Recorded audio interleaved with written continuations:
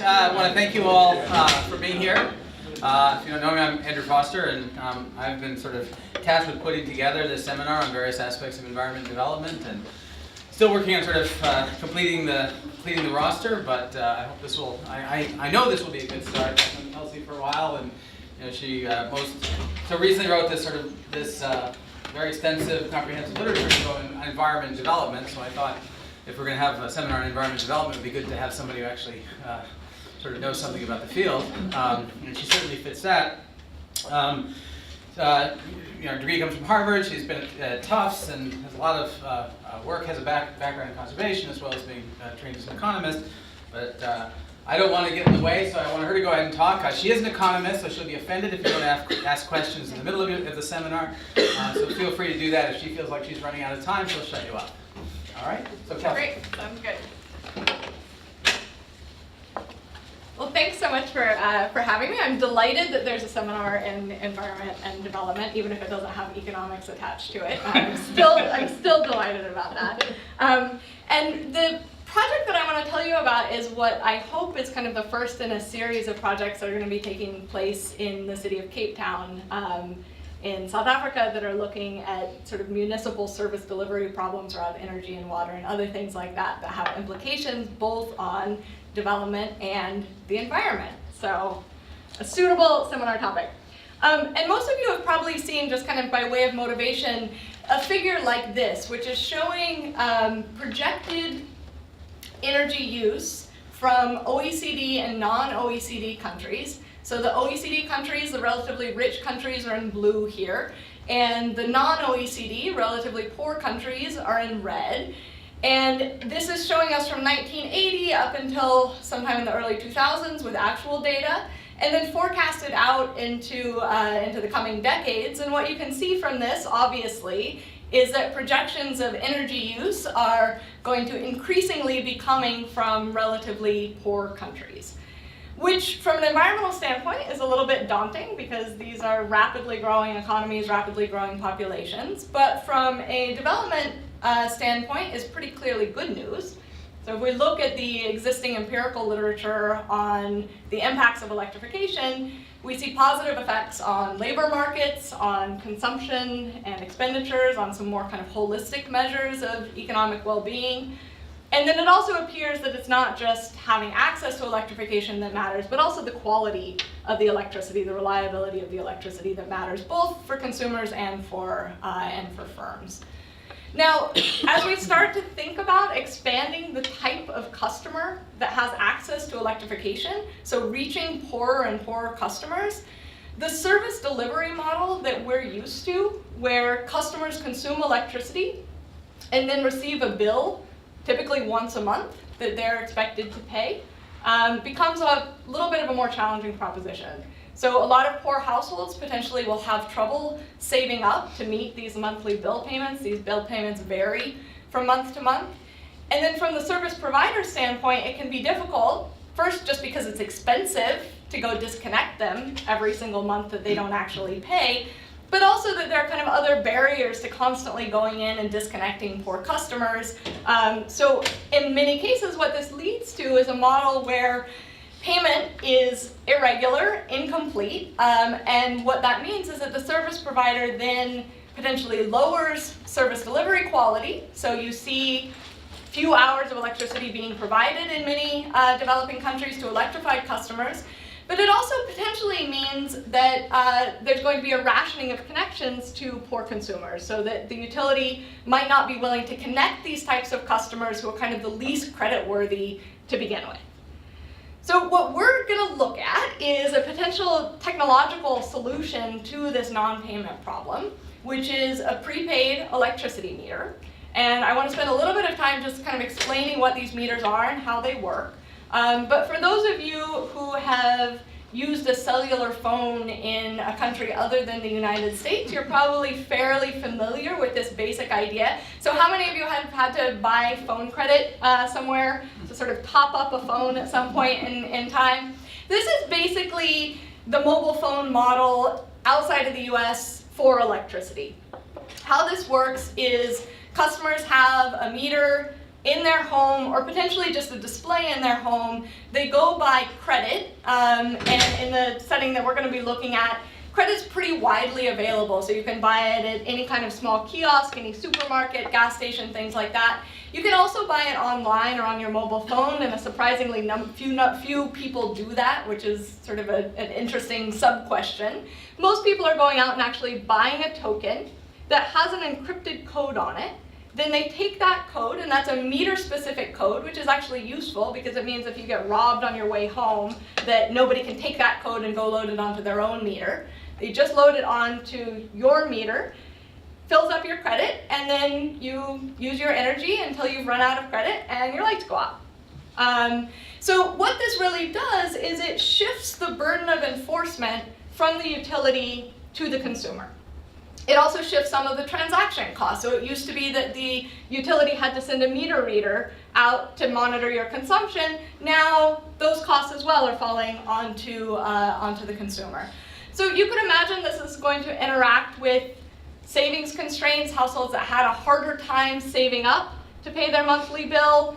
This means that you're going to see a tighter link between income flows into the household and how electricity is being purchased.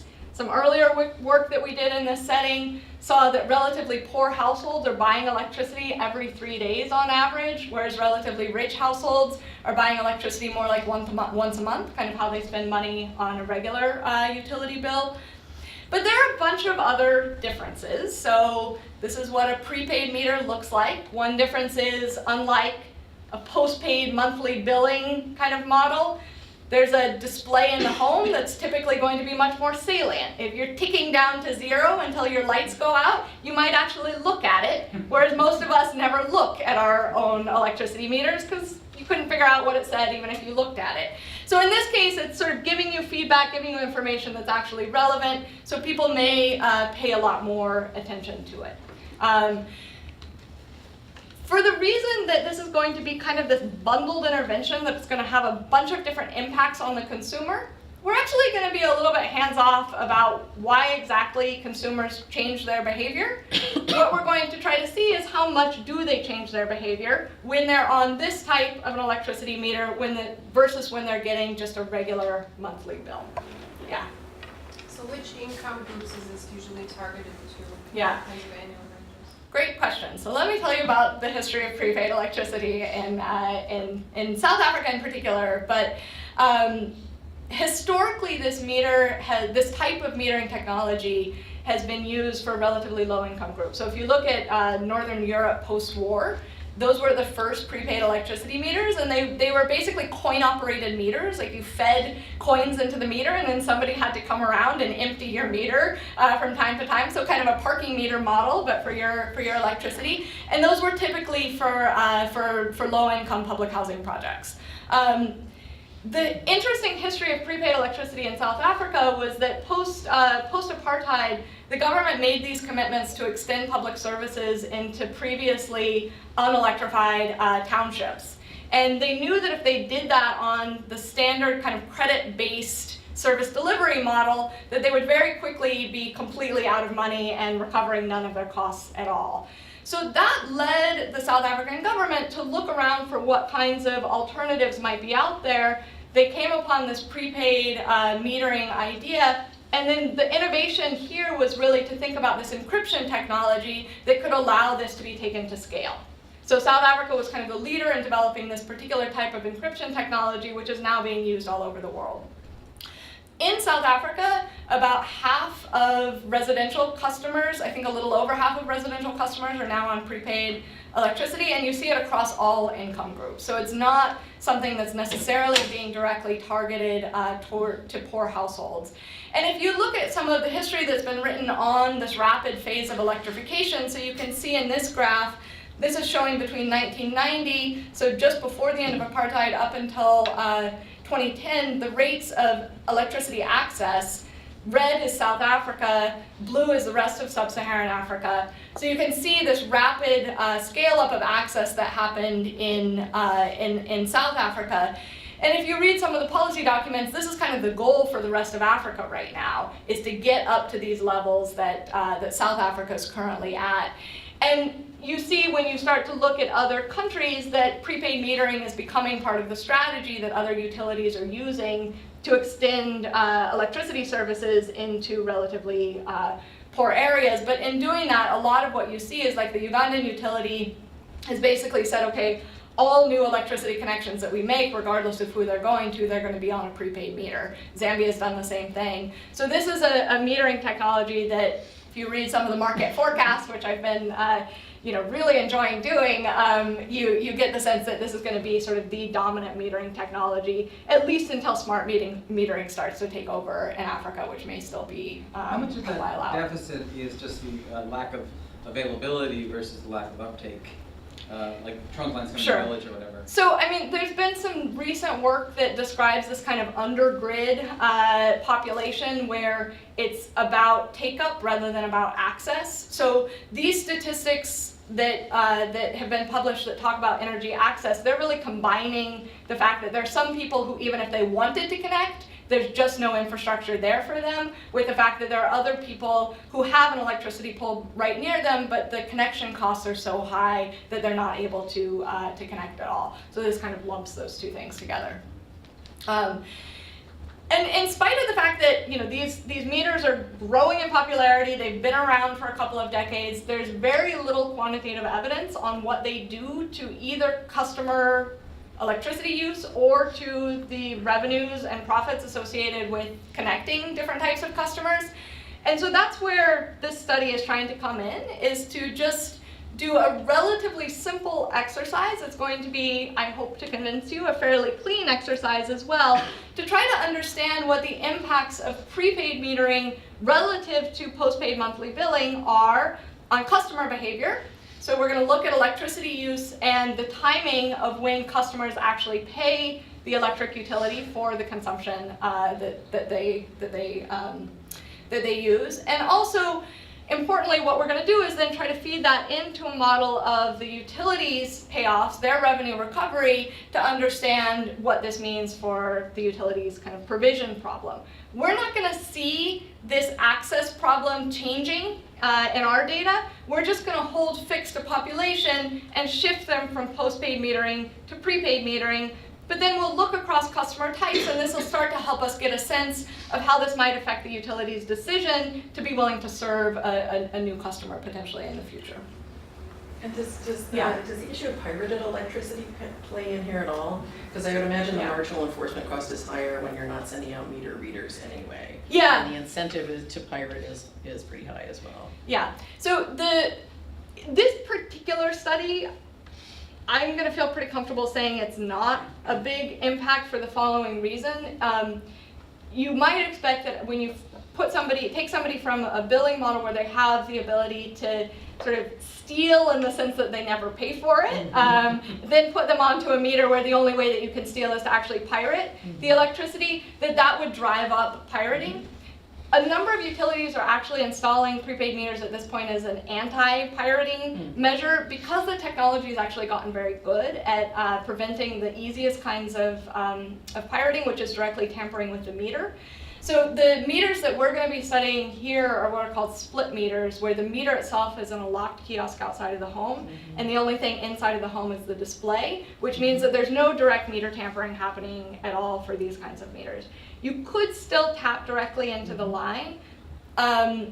In Cape Town, at least in the formal settlements, that is not a particularly big issue. I think if you start to think about areas where that's a bigger issue, that's going to be something that we're not necessarily measuring.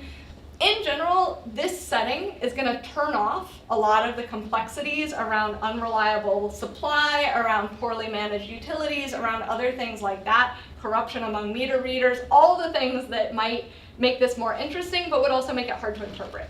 So I think we're going to be in a setting where the impact of the meter is most likely the main thing that's changing. And so I would argue that in some ways that creates kind of a high bar for if prepaid meters are a positive payoff to the utility here, they're likely to be in other settings, but that theft margin might change things a little bit for sure. Okay, so let me give you a little bit of background about our particular study setting and tell you a little bit more about what it is that we're actually going to be looking at here. This is the city of Cape Town. So as a development case, this is kind of, right up against the edge of credibility, but we're still gonna go with it. In South Africa, a lot of the municipal supply is done by the municipalities themselves. So the city of Cape Town is actually providing the electricity to customers. They purchase that electricity from the national provider, which is Eskom, and Eskom charges the city for these purchases at a price of an average marginal cost of around 6 cents per kilowatt hour. All right. Cape Town turns around and charges their customers for consumption. Electrification rates in Cape Town are about 99% among formal dwellings, so very high rates of access. Customers are on increasing block tariffs. I'll show you what those look like in just a second. Actually, let's just go look at that now. So this is an example of the tariff schedule that exists in Cape Town. One thing you'll notice is that there are 2 tariffs in operation at most points in time, one of which has a very heavily subsidized first tier that becomes more expensive the more you consume. So you can see here that the cost per kilowatt hour is increasing in your monthly consumption. This is a pretty standard way of charging for electricity. But then you also have this relatively flat, what's called domestic tariff. So the steep one's called the lifeline tariff, the flat one's called the domestic tariff. What that means is that large consumers would actually prefer to be on this relatively flat tariff and are not getting this initial subsidy for low levels of electricity use. This, however, interacts a little bit with the prepaid meter because the way that this normally works on a monthly billing regime is you just get the total amount that you owe at the end of the month, and most customers pay very little attention to what's happening in the background. That's kind of a different issue, but once you switch somebody to a prepaid meter, what happens is if you're buying electricity multiple times during the month, you show up to the kiosk or wherever you're buying, typically you hand over a certain amount of money and you get a certain number of kilowatt hours back.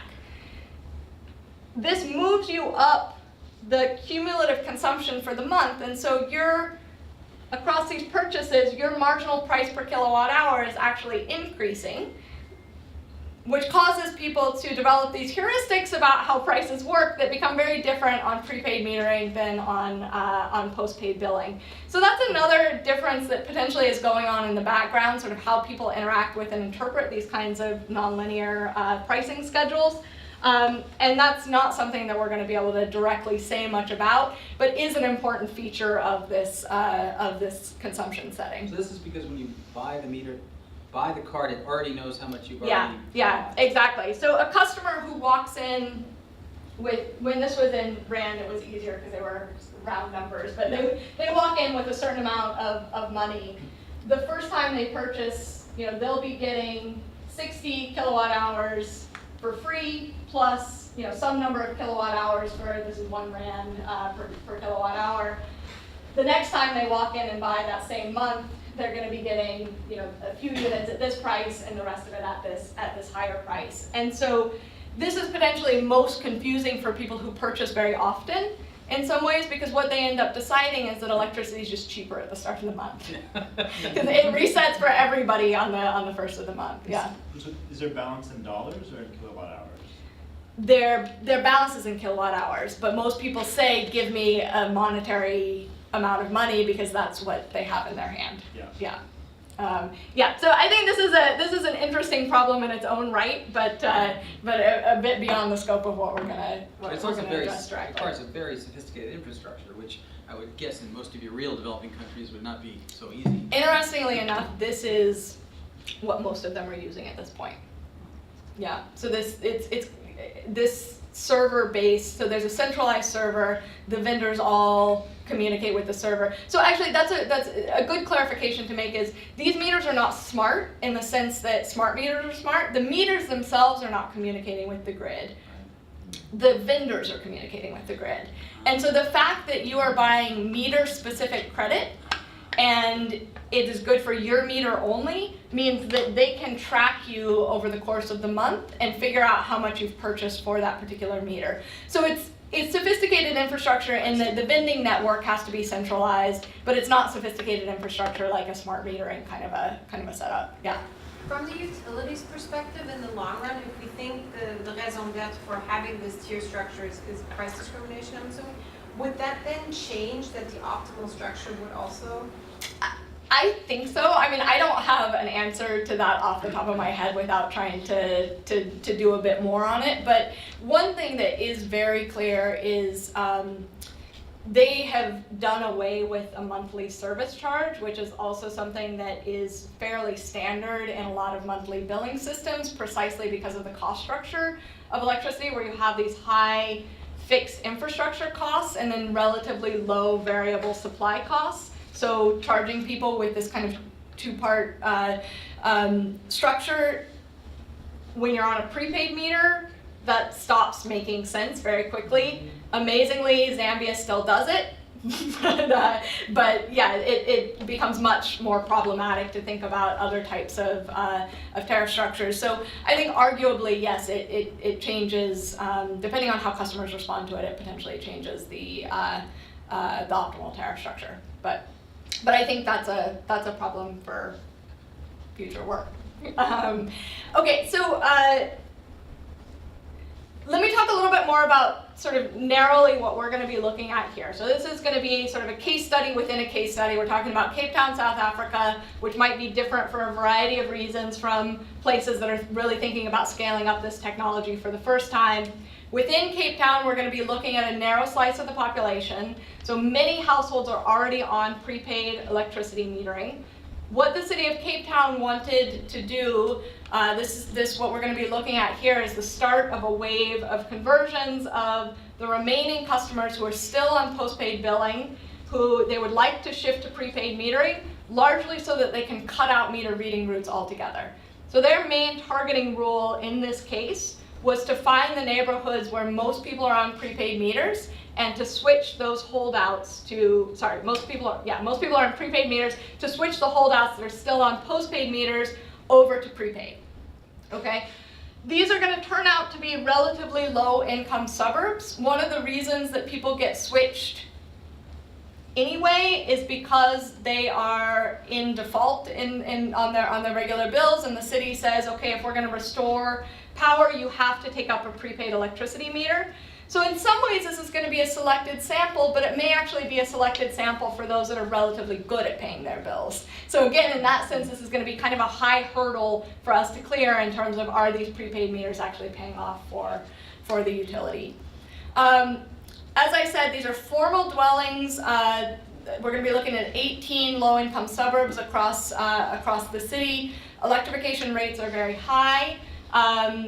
Home ownership is also very high. About 85% of the sample actually owns their own home, so kind of tenant-landlord relationships are going to be potentially less of an issue here. Incomes are low by Cape Town standards, high by the rest of Africa standards, but energy prices are also high, so the median household in this setting is going to be spending about 8 to 10% of their monthly income on electricity. So we didn't dwell on it on the tariff slide, but electricity prices are about the same as they are in this country in South Africa. Unemployment rates are relatively high, and part of the reason that expenditures on electricity are so high is that people tend to do everything with electricity. So they heat, they cook, they do most of their activities using electricity. Okay, so let me tell you a little bit about the data that we're going to be using, and then we'll start to get into some of the actual results. This is a collaboration with the city of Cape Town, which has been very generous with their data. They've handed over, about 10 years of electricity billing records along with the prepaid vending records. For this particular study, we're going to be focused on the set of customers that were being involuntarily switched from postpaid billing to prepaid metering. So what we're going to be doing with these customers is constructing a panel where we observe them first for a couple of years getting monthly electricity bills, then we'll observe them on some date getting switched to a prepaid meter, and so we'll be able to use that switch, which is really kind of outside of the control of the household, as involuntary change from one metering technology to the other metering technology, which will be a very nice setting to really isolate what is it about the metering technology that affects household consumption. If we were to try to scale this up and look at switches that are happening over time in the entire city, we would be worried that some of this is about non-payment problems, some of this is about your son-in-law's moving in and you know he's just going to sit around and watch TV all day, so you want a prepaid meter. There are all sorts of reasons that, that households might either elect into a prepaid meter, or that the city might force them onto a prepaid meter. This setting is going to be a nice one for identifying sort of very cleanly just the effect of the prepaid meter. We're going to see different things across these two data sets though. So in the postpaid monthly billing, we'll see these once a month bills coming in that tell us how much the household consumed over the past month. On the prepaid vending system, instead what we're going to observe are transactions. We're going to see people purchasing electricity, right? We'll know when they purchased, we'll know how much they purchased, but these are fundamentally two different things that we're observing. What we're going to have to do is construct a measure that is as comparable as possible across these two. And so this is going to be a measure of average daily kilowatt hours consumed in a month. So we'll be smoothing either between meter readings or between transactions, and using that to calculate the daily average and assign it to the appropriate month so that we have a comparable measure across the two systems. One thing that works in our favor here is the fact that people are purchasing electricity so often that is going to be helping to drive consumption to resemble expenditures much more than it might for sort of less frequent purchases. So the main kind of assumption that we have to make here is just that people are not accumulating electricity on their meter over time, all right? So you kind of have to be with me on that, and once you're comfortable with that, these become more comparable measures. Yeah. If you lose a card, can you get it replaced? I'm just worried about people who kind of lost their card, and therefore even though they're buying it frequently, they're actually not using it. You actually don't have a card. You get a code, and it's a code that you punch. So it shows up on a receipt, basically. So it's just like the cell phone thing when you buy it at a store and they print out a receipt that has a code, and then you punch that code into your phone. But if I lost it, what could I do? The receipt? Yeah. Oh, you can appeal. I mean, you would at most you're going to lose the value of the one transaction. Exactly, but yeah, I'm just wondering, like, does that You happen? lose half your receipts. I mean, Yeah, like yeah, well, I may not be a great example. yeah. So imagine somebody who was really worried about keeping track of their receipts and then worry about that. So I think it's going to be relatively rare that people are losing their receipts. So some of that might be happening. Some people might be saving a little bit. All of those things are going to drive prepaid consumption to look higher than it actually is, which if anything is going to be, we're going to see a drop in consumption when people get switched to prepaid electricity metering. So if anything, the drop is slightly larger than what we actually measure. Getting it right is going to turn out to matter for the utilities problem, right? Because a drop in consumption is a drop in revenue, which is going to be what makes this not such a great technology from the utility standpoint. But hold on, we're getting there, all right? Okay, so what we're gonna look at then, I think I've explained this at this point, but the effect of switching from postpaid monthly billing to prepaid metering. Our main outcome in the first part of the analysis is just going to be to try to understand the impacts on consumption. We're going to be using customer fixed effects, which basically just means that we're going to be looking within customer at the change in use over time. So we're going to be netting out the customer effect. And then we're going to be looking within either month or month year across households that have switched and not switched, and what that's effectively going to be doing for us is netting out any kind of time trends or seasonal effects or anything like that that we might be worried about as well. We can also take advantage of the fact that the city cooperated with us on this project very nicely and allowed us to tell them when to go to different neighborhoods. So there's a random element to when the switches were actually happening. The number of units here is small, it's about 27, so there's randomization within that 27. So it's not kind of a perfect field experiment in many ways, but it's enough variation that we can use the assignment date as an instrument. We can use the assignment date to recover kind of the involuntary share of when somebody actually switched. Because even though this was involuntary, you could imagine that the customers who were most eager jumping up and down saying, come switch my meter now, are going to be different from the customers who are just never home, who they have a really hard time actually switching. So we can use that to deal with any problems. It turns out that that's not going to make all that much of a difference here. Okay, so a little bit more about the customer base, and then I'll finally show you what happened. Property values are around $30,000 US. So again, these are poor by Cape Town standards, rich by the rest of Africa, even really the rest of South Africa standards. Average daily kilowatt hours of consumption is about 16 kilowatt hours per day. US households use, I think, around 32 kilowatt hours per day. So these guys are using a fair amount of electricity. Americans use a lot of electricity. So this is actually pretty high. This is comparable to like Germany or Japan. And that's largely because they're using electricity, again, for everything, for heating, for cooking, for everything. And people are spending on average about $50 a month on electricity. So these are pretty high expenditures going toward electrification. So this is a fairly high share of the kind of monthly expenditures these households have. Just a few other things. About 30% of households in this sample are on that subsidized tariff structure that I showed you, and about 50% of them are paying, the average customer is paying about half of their bills late.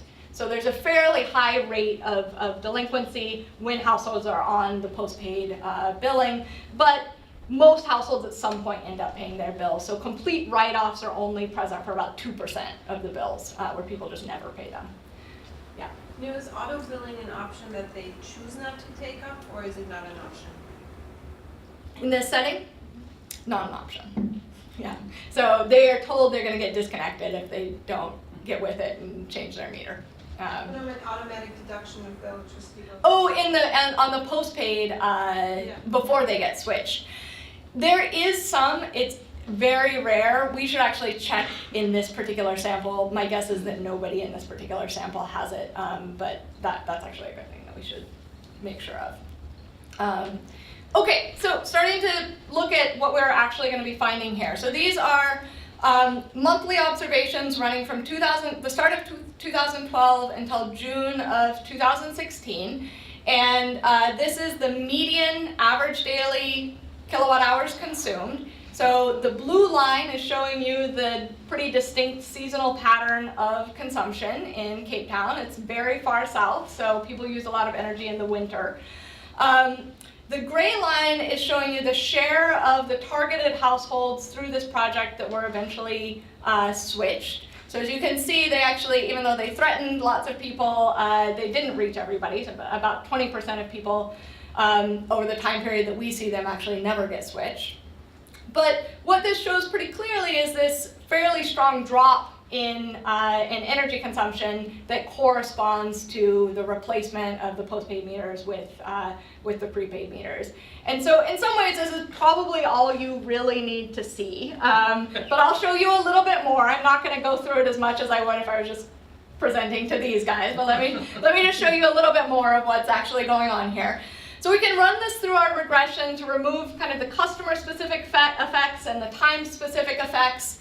And in graphical form, this is what we're going to see. So the average consumption for the postpaid customers, as I already showed you, was about 16 kilowatt hours per day. When you switch them to prepaid metering, that falls by almost 2 kilowatt hours per day to closer to 14 kilowatt hours per day. We can look at whether this is just a temporary blip or whether this is something that persists over time. So this is plotting the month-specific treatment effects centered around the switch month. So this 0 month over here with the dashed line going through it is the switch month. So it's kind of a partially treated month.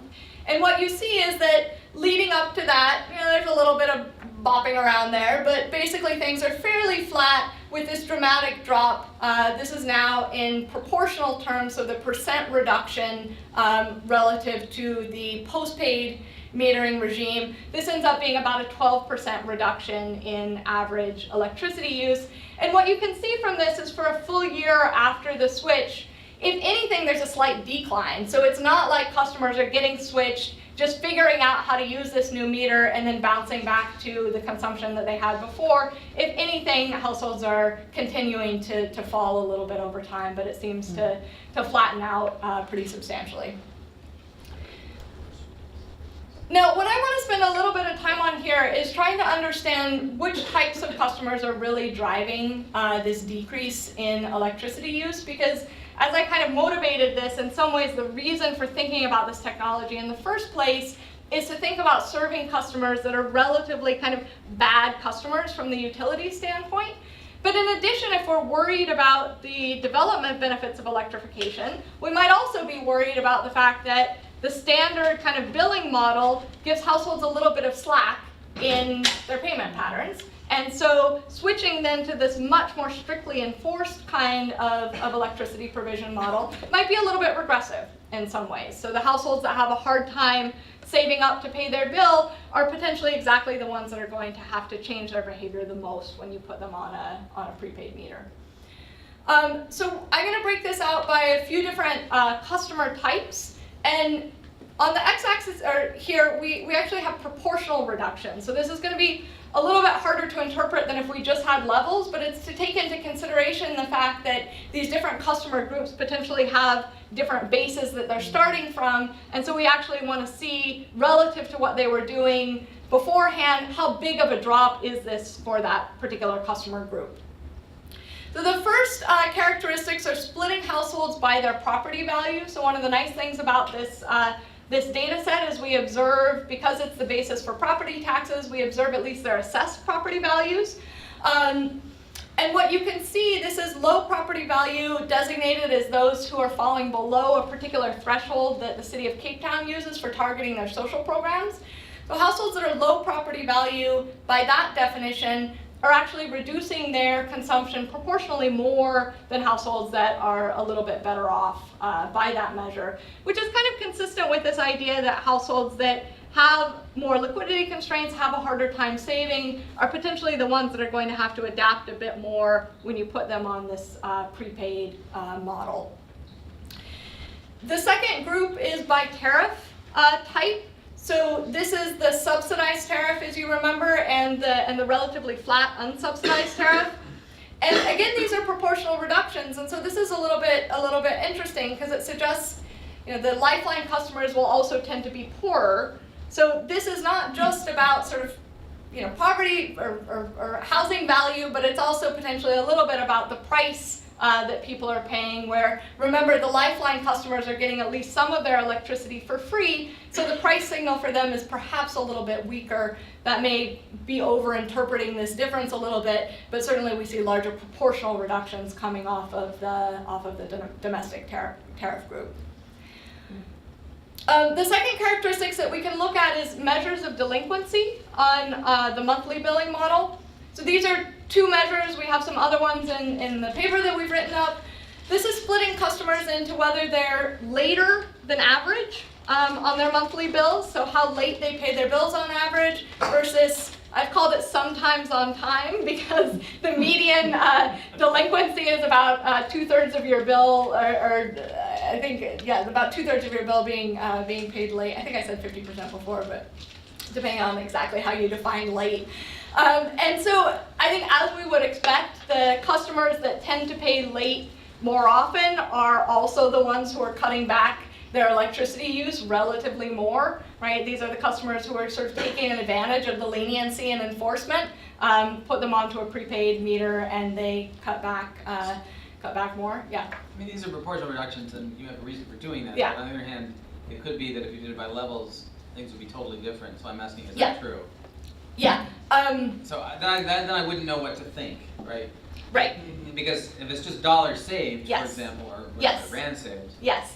Yes. No, that's great. And I've made a note to myself that I need to print on these all of the kind of baseline levels so that these are more interpretable. What I'm going to show you in just a minute is the payoffs to the utility also across these groups, which are going to take into consideration the level effects, because those are going to be just lost revenues associated with these decreases in consumption.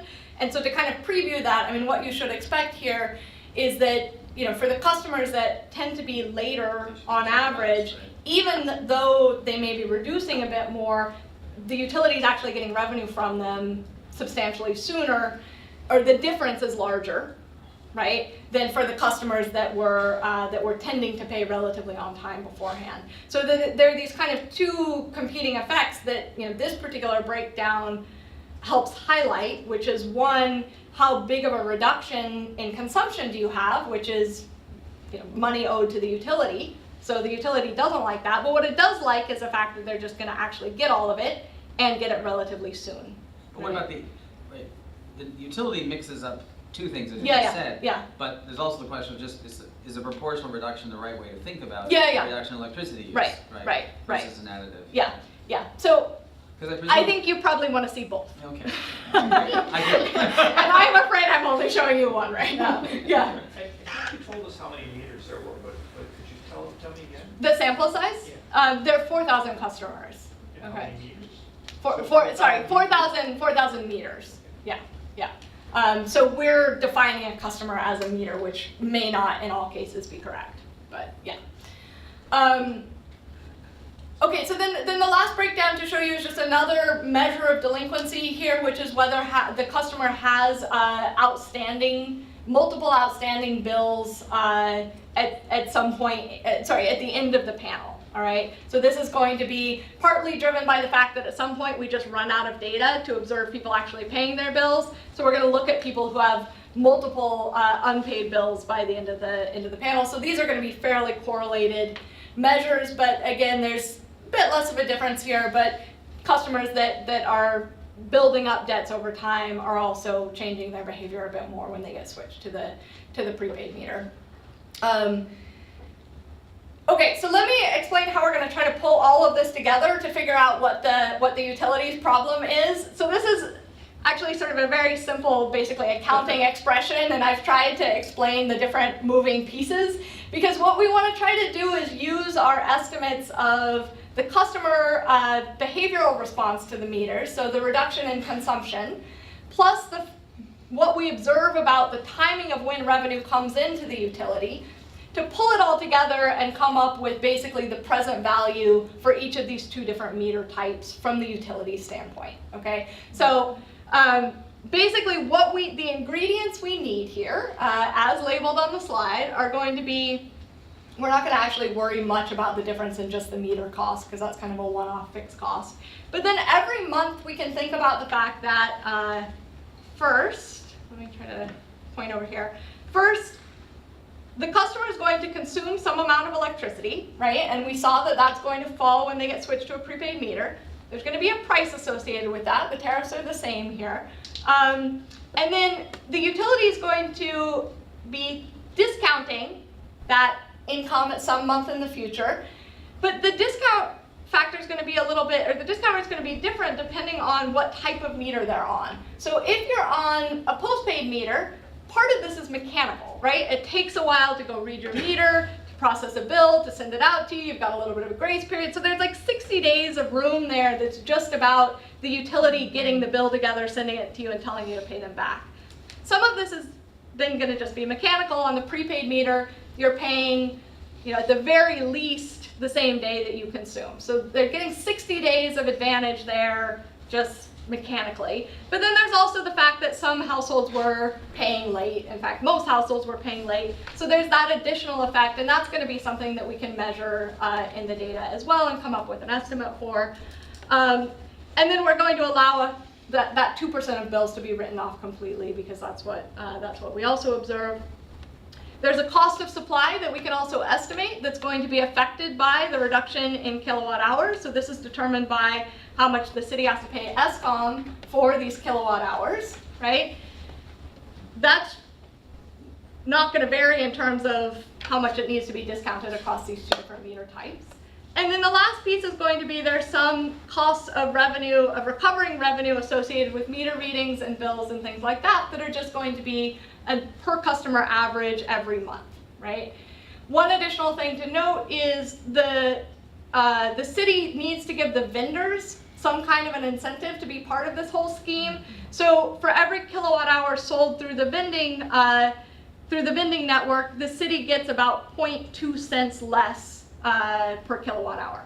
All right, so that just the customer doesn't see that. That just affects the revenue that's coming in to the utility. And the utility really plays a flat rate. It's not related to volume or time. It's related to time, and so the way that we deal with that, it has two time varying components to it. One is seasonal, and one is time of use. The time of use we can't do anything about, unfortunately, because we don't observe when consumption's happening. So what we do is get from the city the per month average kilowatt hour cost that they're paying to ESCOM, and then put that into the data for each month of consumption and use that in our estimate. So in the paper, there's another figure that shows when the reductions are happening over the calendar year and how that overlaps with the average marginal cost that the city's paying to ESCOM. You actually see slightly larger proportional reductions in levels that might be a little bit different, but slightly larger proportional reductions happening in the winter, which is the more expensive time, but it's also the higher energy use time. Right, I was just thinking that because your cost is going to be higher at the end of the month, you're going to get, if you have any nonlinear pricing, there's actually, I don't know if that's going to be a big effect or not. No, that's actually something that I thought about, that there could be this kind of perverse coordination effect. Right. The city's actually, putting itself into. It has to pay more if it's facing an increase in tariff, right? Totally, It's gonna be totally. killing itself. I mean, but there's not an increase in tariff. People perceive an increase in tariff. Well, but the question is whether the utility pays prices at the beginning of the month. No, the utility pays by month of the year and time of the day. I see. Yeah, and so in some ways, ESCOM's actually smoothing some of what a normal utility would have to pay for peak pricing or something, or for peak load. Yeah.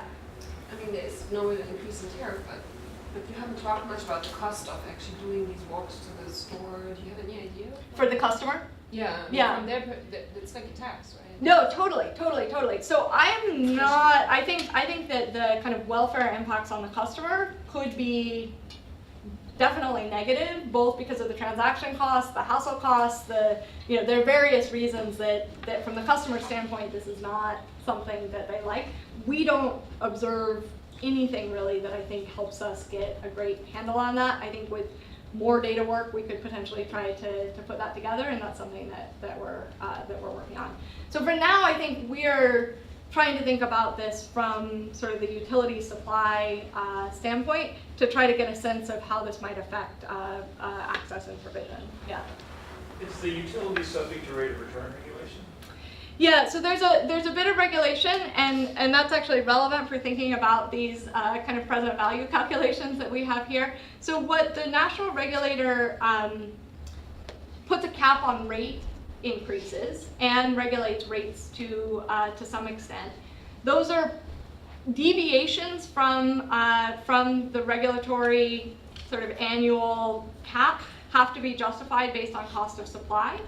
But because of the rate structure that these utilities are using, where it's all just volume based pricing, they're using the tariffs to also cover their fixed cost. Right, and so they're typically going to be charging above marginal cost for each kilowatt hour.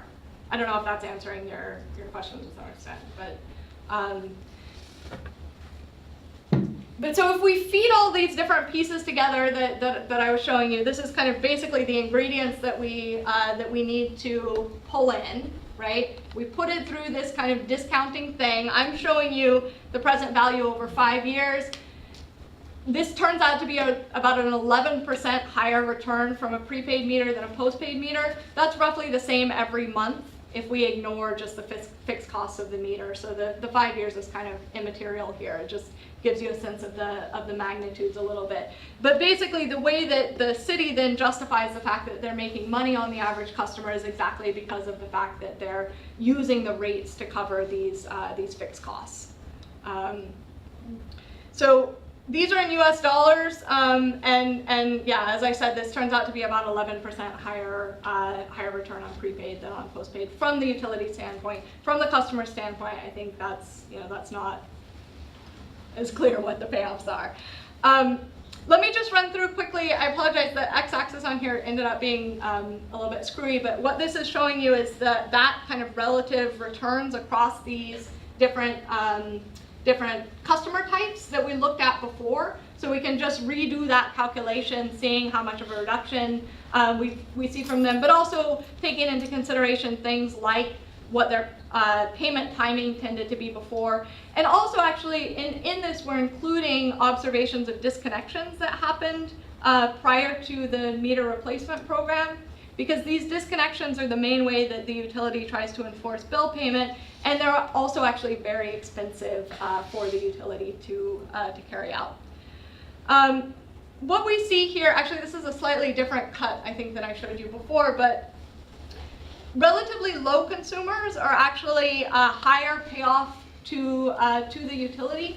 And part of that is just about the kind of monthly cost structure, the fact that for these types of customers, sending out a meter reader every month to charge for a relatively small amount of consumption is less good than making that customer walk to the kiosk and pay for the energy themselves. So that's part of what drives this, but then again, it's also the difference in the reduction. Remember, the richer, the higher users, which are the domestic tariffs, are actually reducing quite a bit more, and so that's driving the payoffs to the utility down because that's a loss in revenue. The other thing that you see though is that the lower property value customers generate higher returns per switch than the higher property value customers. And so both of these are starting to get into some of these questions about which are the types of customers that a utility is willing to serve when they're talking about postpaid monthly billing versus they're talking about prepaid electricity metering. This starts to look a little bit more dramatic here. The x-axis starts to make more sense here. So we can look at the delinquency patterns and also the debts that customers are accumulating.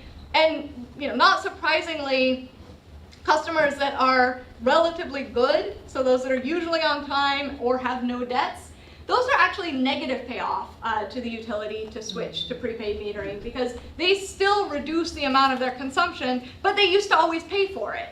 And so from the utility standpoint, that sort of excess consumption in some ways is a very good thing because it's just pure revenue. And this starts to, I think, highlight an additional for this kind of environment piece of this talk is that this type of technology by reducing consumption is saving a bit in terms of energy use. But then on the other hand, as we were seeing, it's tending to cut back from the relatively poor users and the relatively poor customers who might be exactly the ones that we actually think should be using a bit more electricity. So there's potentially some trade-off there. Yeah. So, I mean, a natural thing would be to either lump sum transfer back to those households or even have a lower price. Any idea how that welfare calculation would work? Yeah, so, circumstances? I mean, I think that this is very salient in South Africa. They, all of these steep tariff versus flat tariff, all of this free electricity, this is all intended to be about redistribution and about trying to encourage. So you could easily reprice the electricity based on this profit and transfer it back. And they could be better off even though they're paying more. Completely. And so, I think that also just in terms of a targeting question, which I think was what you asked before, Lent, that this suggests that maybe it doesn't make sense to put everybody on a prepaid electricity meter, that there are some customers for whom it makes more sense. But running these two systems in parallel is also very, very costly. Yeah. Did the objective function that you wrote down reflect disconnections? It was buried in there.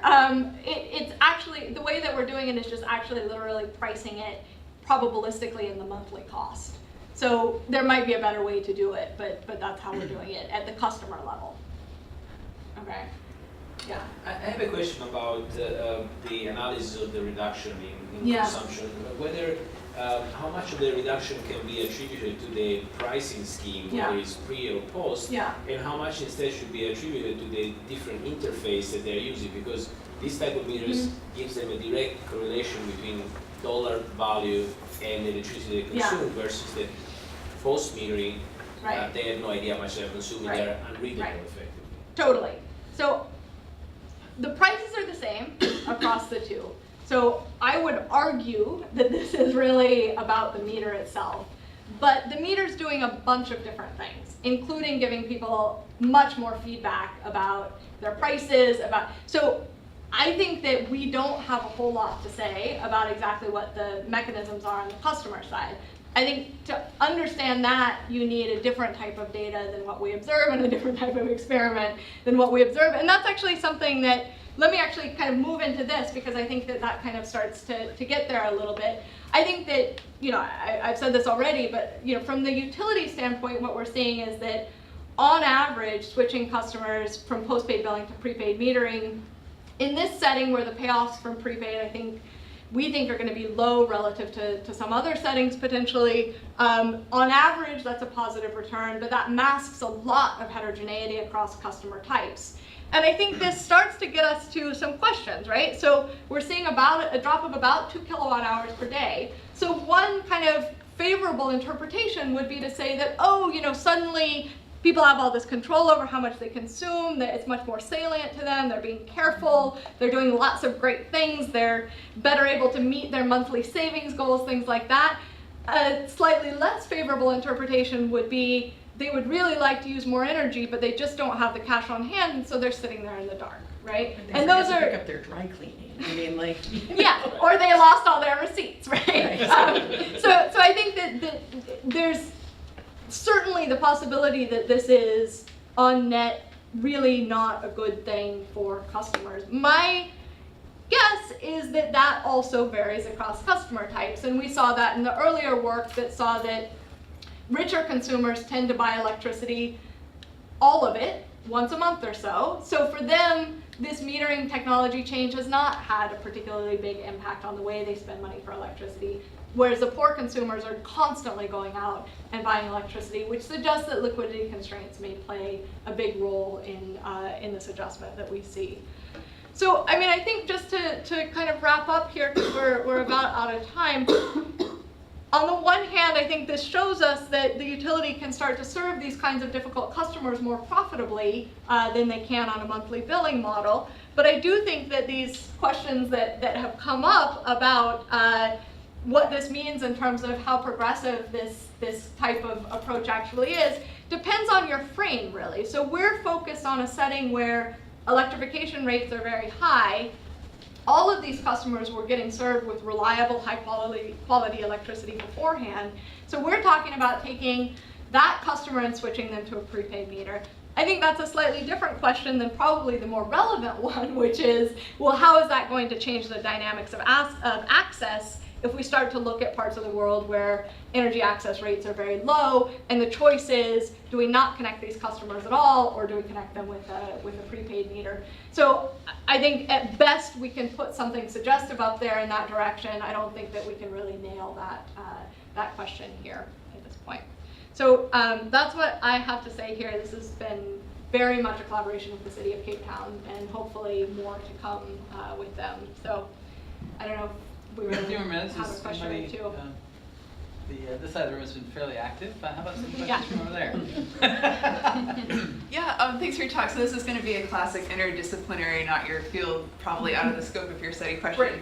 But I was curious, I was really struck by the slide where you showed the bar graphs of the real reduction in electricity use after switching to prepaid. And I was just kind of trying to envision in my mind what this means in the daily lives of a lot of these people that have made this switch. Are they going from cooking with electric to like cooking with wood, or like do you have any sense, even anecdotally, for what that really means for people's lives? Yeah, I don't have a great sense. I think that we did some qualitative work to try to understand a little bit more, but it was fairly limited, and I don't think it was far enough out to see the kinds of changes of people would switch, but some of the pattern of this slight decline for the 6 months following the switch could potentially suggest actually that some of those more substantial changes in energy consuming durables or things like that are actually taking place. I don't think we have a ton to say on that.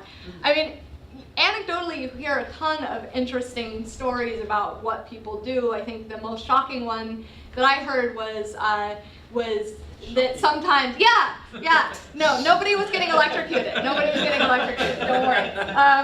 Was that sometimes men would leave in the morning when the electricity balance was very, very low, buy electricity on the way home from work, load it onto the meter, so while they were home, there was plenty of power, and then when they left in the morning, their wife and kids would be, without power. So there are interesting dynamics in terms of like intra-household issues, self-control. This is a way, if you want to manage your own electricity, just put a little bit on the meter at a time, and so you can never watch too much TV or whatever it is. So I think that there are a ton of things that we're really missing here with this type of administrative data that it would be interesting to try to know more about. And that's really what we would need to start to get a sense of the welfare impacts a bit better. Yeah. I'm wondering if you can talk about the subsidy a bit more, because it seems like the subsidized, in the charts that you showed, the poorer groups were affected more by the change, except when you look at the subsidized versus non-subsidized group.